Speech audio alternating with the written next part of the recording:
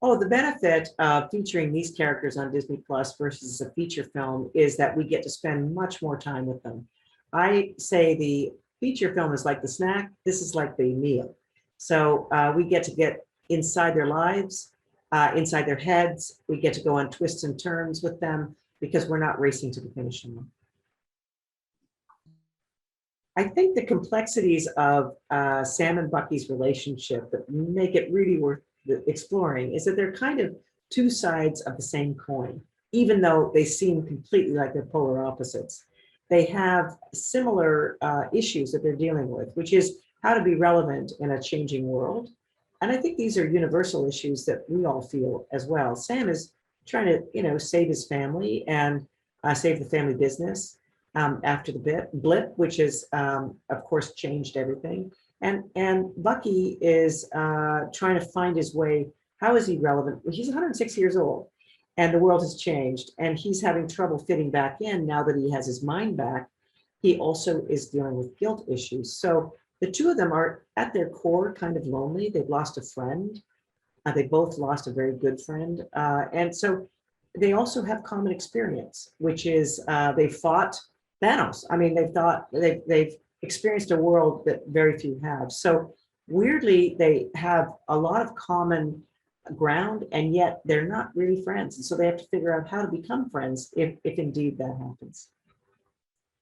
Oh my goodness, Anthony Mackie and Sebastian Stan bring so much to these characters.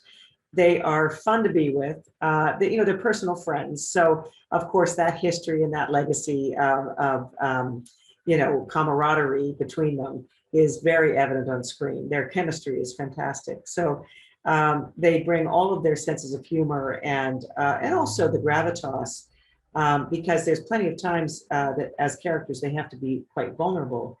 And both of them are such incredible actors. They're able to switch gears on a dime. So it's really fun to watch them. Sam's life is forever changed, obviously as a result of the blip. But his life is also changed when the shield is given to him.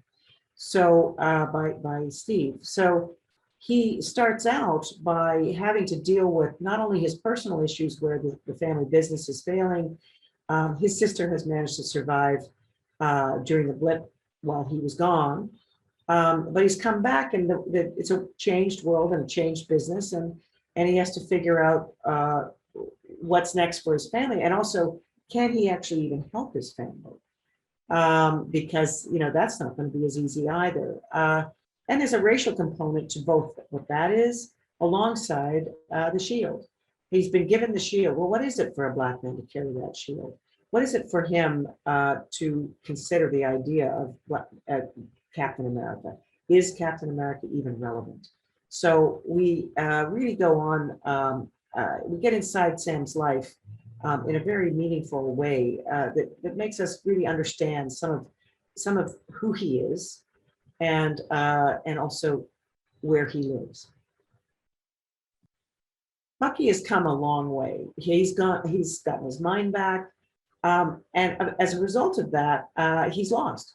So on the one hand, he's we hope healed, or more or less healed. Certainly, he's grappling with the fact that he remembers everything, and he is more or less in control, or he's seemingly in control now. But that has opened up all kinds of issues, which are very, very relevant to mental health conversations. Because when you get your mind back, now you've got to deal with the guilt of what you've done. And he has to atone for, he's remembering not only what he's done, but he's looking at and experiencing some of the collateral damage, which is through the people that he's affected, his actions have affected. So we get to see how he's coping with what the ramifications, what the consequences of violence really are. And that's something that's very unusual in any entertainment where violence is part of it. We rarely sort of dig under the surface of what violence, what the consequences of violence are. So Bucky is going to have to really come to terms with how to get through, how to navigate his own demons. So this series has its own unique original stamp and signature. Yes, it fits into the MCU action look and the feel, of course, and that's just because it's, you know, that's baked into sort of the DNA of these characters. But you know, the production design, the costuming, everything was much more grounded than it's been. We were a location show, so we really are in the places that we you know, have visited. It's an international thriller, so we romp around the world.